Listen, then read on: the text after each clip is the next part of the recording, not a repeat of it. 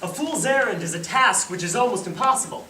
However, it isn't always the task which is impossible, as it is the person you send. In the following story, Jack and the Beanstalk by author unknown, I want you to figure out what made it a fool's errand, the task, or the man behind it. There once lived a boy named Jack, who was smart and quick-witted. He lived with his mother out on the farm, and their prized possession was their milky white cow. However, the day came when that milky white stopped giving milk. So, Jack's mother said to Jack, "Jack, take the cow to market, and make sure you get a good price for it." Jack agreed, leading the cow by the halter down the road. He'd gotten about halfway to the city, and then he decided to rest a while. And who should come by but an old man who looked at Jack and his cow and said, "Tell me, sonny, you're not taking that cow to market. Tell you what, you can sell it to me right here, right now. Besides, I can offer you something far more valuable than money. I can offer you these magic beans. Just plant them, and overnight you will have the most amazing beanstalks you have ever seen." Jack accepted at once, snatching up the beans and heading home. When he got home, he showed the beans to his mother, and his mother said, "Jack, what are you, an idiot? You sold our cow for 5 stinking beans!" And she took the beans from Jack, throwing them out the window. Then she sent him to bed without any supper. Now, when Jack awoke the next morning, he saw a strange green light dappled across the wall. He jumped up and looked out the window to see a mighty beanstalk had grown up overnight, where his mother had thrown the beans out into the garden.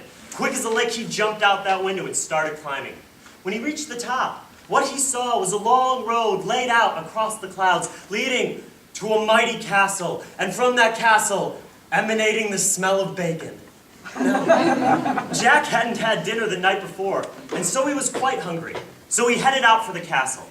When he arrived, he almost tripped over the feet of a gigantic wife, who looked down at Jack and said, "Hey, you better watch out. My husband likes eating little boys like you for breakfast." "Oh, please, ma'am, please have mercy. I was just hungry and I smelled you making bacon and I was hoping I could have some." Now, the wife was a soft-hearted creature, so she gave in to Jack, offering him some bacon. And before Jack could even sit down to begin eating, he heard from outside, "Fee-fa-fo-fum. Quick, boy, hide in the oven. It's my husband coming, and if he sees you, he'll eat you for sure." Quick as a lick, Jack jumped up, ran over, and hid inside the oven. In entered the giant. "Fee-fa-fo-fum. I smell the blood of an Englishman. He be alive or he be dead. I'll grind his bones to make my bread. Boys, boys, tell me, wife, where are the boys? Oh, no boys for breakfast, just bacon. You must be smelling the ones from last week, you silly goose." And so, the giant sat down and ate his mighty breakfast of bacon. When he had finished, he settled back in his chair and pulled out from his pocket a mighty purse of gold. He began counting gold coins. Now, when Jack saw this gold, he was mesmerized. So he waited for the giant to fall off asleep. And then Jack crept out of the oven, over to the table, snatched up 2 gold coins, and ran home with them. When he got home, he showed them to his mother, and she was astonished. From that point on, they ate heartily. However, the day came when that gold ran out. So once again, Jack had to head up the beanstalk, down the road, and into the castle. This time, when he entered the castle, the wife looked down at him and said, "Hey, aren't you the same boy who came into my house the day my husband's gold was stolen?" "Oh, no. I was just hungry and I smelled you making that breakfast of bacon and I was hoping I could have some." Now, once again, the wife gave in to Jack, offering him some of the sausage. And once again, before Jack could even sit down to begin eating, he heard from outside, "Fee-fa-fo-fum." Jack, on his own this time, jumped up, ran over, and hid inside the oven. In entered the giant.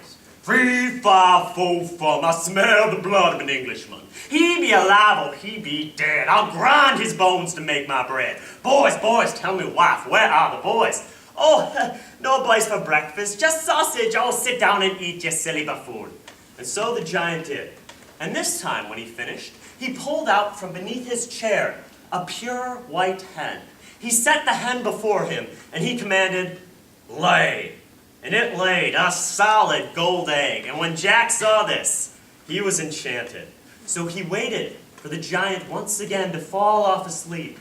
And then he crept out of the oven, over to the table, snatched up the hen and ran home with it. When he got home, he showed the hen to his mother, and his mother said, "Jack, I knew you were an idiot! Where's the gold? All you brought me was a stinking chicken!"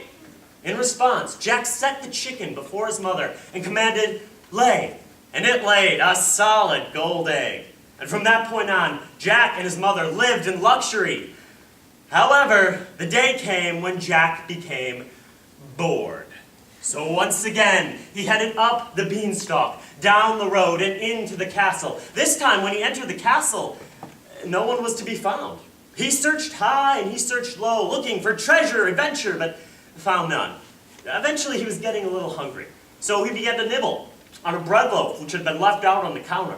And that's when he heard it from outside. Fee-fa-fo-fum. Jack, having no place else to go, wiggled inside, hiding inside the bread loaf. In entered the giant and the wife. Fee-fa-fo-fum, I smell the blood of an Englishman. He be alive or he be dead. I'll grind his bones to make my bread. Boys, boys, tell me, wife, where are the boys? Well, he's got to be around here somewhere. Help me look, you buffoon.